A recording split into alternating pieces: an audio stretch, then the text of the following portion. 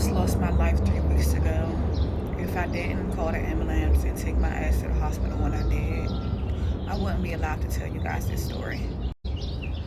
About 3 weeks ago, I had started my period like 2 weeks before that, and honestly, for the past year, my periods have went from 3 to 5 days, and it started to extend to 2 to 3 weeks. Like I literally was only off my period for maybe 1 week out of the month, and during that time, I thought it was normal because my wife said that, when she had heavy cycles that she had blood clots too.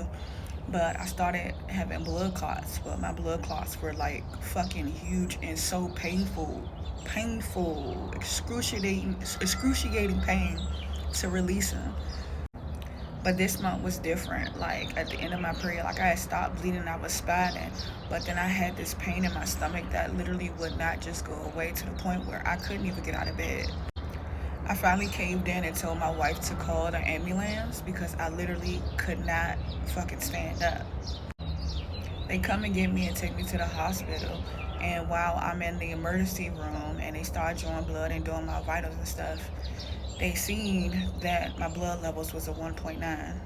I could tell something was wrong because the doctors and the nurses like started being in panic, and like they kept coming in my room one by one, and essentially told me like they don't even know how I'm even breathing and walking and talking without feeling faint or even passing out. Like essentially I shouldn't have even been alive by the time I got to the hospital. After running tests and doing everything and ultrasounds and all that, come to find out I had fibroids. And fibroids that were fucking huge as fuck sitting on my fucking uterus. And even worse, I had a fucking ulcer that was bleeding. And then even worse, I had a tumor that surrounded my entire uterus area that was going up, pushing on my chest. I.e. the reason why I was always short breath and barely could fucking walk. After 2 days, the doctor decided to go in and give me a memorostophic exam or surgery where they go in and they try to scrape the fibroids off of the uterus. During that time, they realized that the tumor was too fucking huge and it surrounded everything. And it was a fibroid that was sitting on top of my uterus the size of a fucking grapefruit.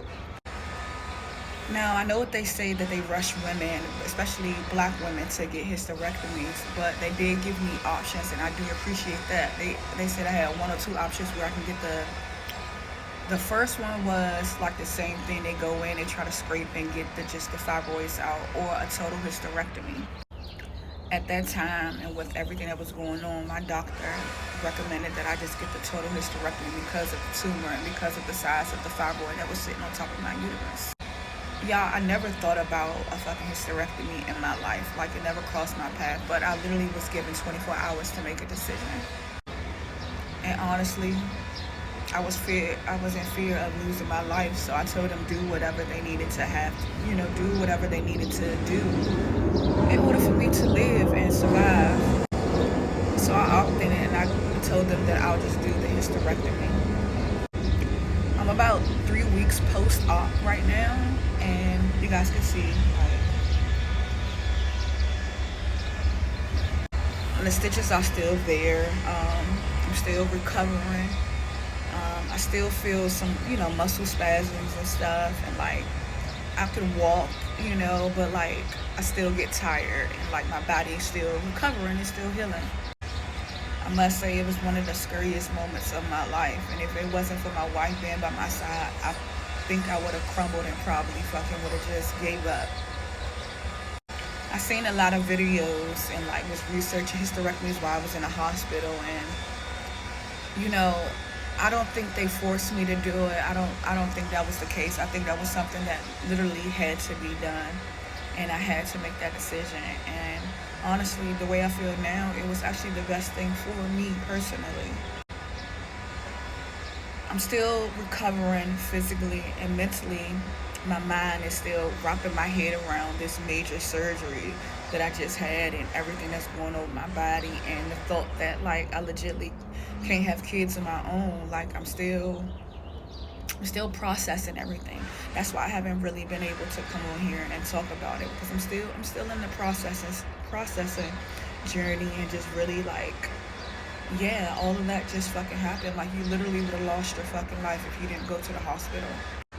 And I know they say that hysterectomies amongst black women are at an all-time high. It's like the highest, but it's also because black women are more prone to get fibroids than any other race, and that's something that needs to be understood. And for me, like, I think that it happens to us because we hold so much in, and we hold so much, and we carry so much with us on our day-to-day in our lives, and we store it all. And I think it was just years of built up trauma, honestly, that I had to release and let go of.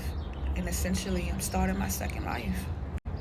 It's honestly been the hardest shit that I've ever been through, y'all. And like I said, I'm gonna do a whole story time on it once my mind is clear and I can process it all and I can speak more clearly and really just get back to myself.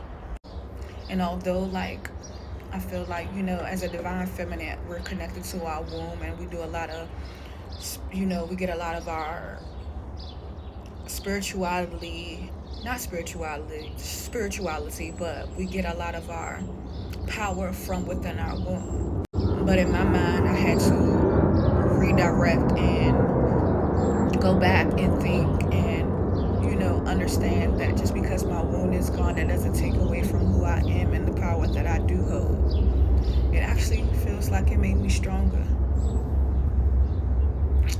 I'll come back and do a full story time, more in depth about which surgeries I did get and like everything that happened. I just wanted to give you guys a piece of what's been going on. I just posted a video about when I was in the hospital right after my surgery, and my wife was recording me and telling me actually what happened. I was still doped up and high as shit on medicine when when she made that video of me and stuff. And I felt so heartbroken when I looked at myself and I see myself like literally lost and confused. It's just so heartbreaking to watch.